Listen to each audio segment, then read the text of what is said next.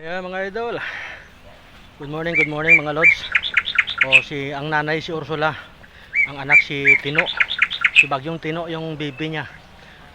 Gakaon sila kumpay mga idol. Eating kumpay. No, para yung gatas ng nanay niya hindi mawala mga lods. Yan. Shout out mga katits. No. Uh, Pakaon tanay sa kay Ursula. Tapos bata si Tino. Si Ursula kag si Tino mga idol. So gakaon sila kumpay. Thank you so much gid sa ako niya Papa Rodi. Ayan mga idol. So school baka, school baka. Yan ang trabaho natin ano. So nagpalit tayo ng damit pag pumupunta tayo dito sa ating baka mga idol. Nagpapalit tayo ng damit para hindi tayo masyado madumihan at saka pawis no. Iba yung pangtrabaho natin dito sa bukid, iba rin yung trabaho pang suot natin sa school. So ito na po yung aking baka, yung nanay niya si Bagyong Ursula yan mga idol, kasi pinanganak yan Ursula. Tapos yung kanyang bibi, ang bibi cow ay si Bagyong Tino no, si Bagyong Tino mga idol. So ayan, pinapakain natin ng kumpay dahil binigyan po tayo ng aking father or papa ko ng kumpay para daw ipakain sa kay Ursula para yung gatas siya dumami mga idol no. Kung yung tao nga pinapakain ng mga gulay na papaya no, at kung ano-ano pang pinapakain para dumami daw ang gatas, ganun din po yung mga lods, ang mga yung baka no, pinapakain ng kumpay para dumami daw po yung kanyang gatas at marami po yung madudo or madidi ng kanyang anak no, yung kanyang bibi yung mga lods. So ngayon mga idol, so punta na tayo sa ano, balik na po tayo mga lods sa school. Tayo po ay pupunta na ng school mga idol.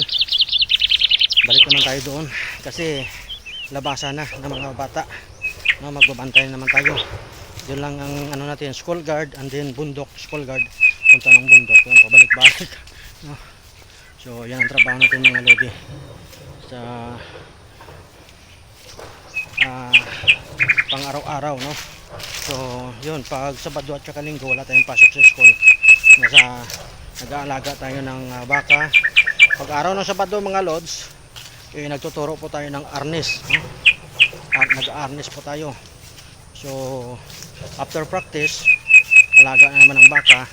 Tapos pag Sunday, yun, magtatabas tayo ng mga likot pa, mga damo na mga likot, mga ligaw, para po matubuan ng Carabao grass no, para may makain po yung ating baka mga lodi no?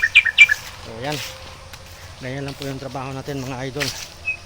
Punta na po tayo ng school mga idol. Let's go. Ito yung daanan natin mga idol. Nakasuot po ako mga lusang boots no, nakabuta po ako kasi mabasa kung tuwing hapon umuulan, so maputik yung daanan.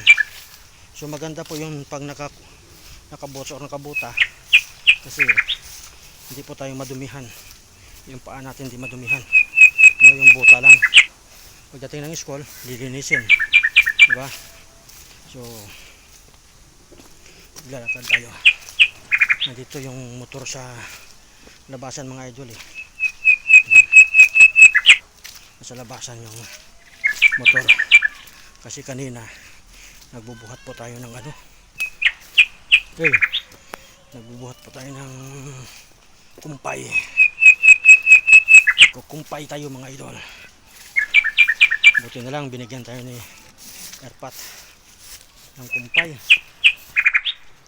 Pagod araw-araw pag ganito yung trabaho natin, nakakapagod mga lods no?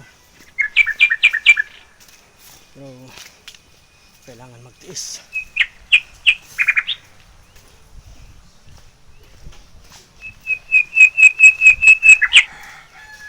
Tiis lang ang idol, ganyan ang buhay.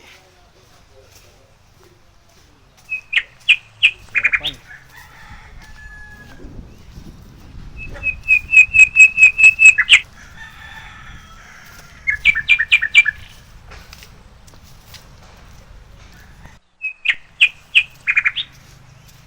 Yan yung motor mga idol hiniram yung tricycle natin, kaya yung ipinalit sa atin yung motor.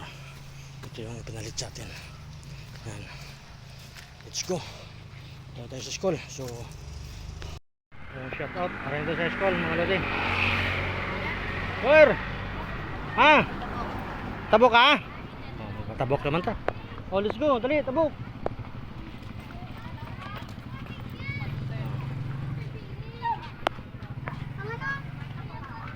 Ikaw. Oh, tabok na kaya tricycle. Mabungguan ka to. Kung mabungguan ka, di mapiang ka, no? Oh, sige. Oh, dire. Oh, tabok.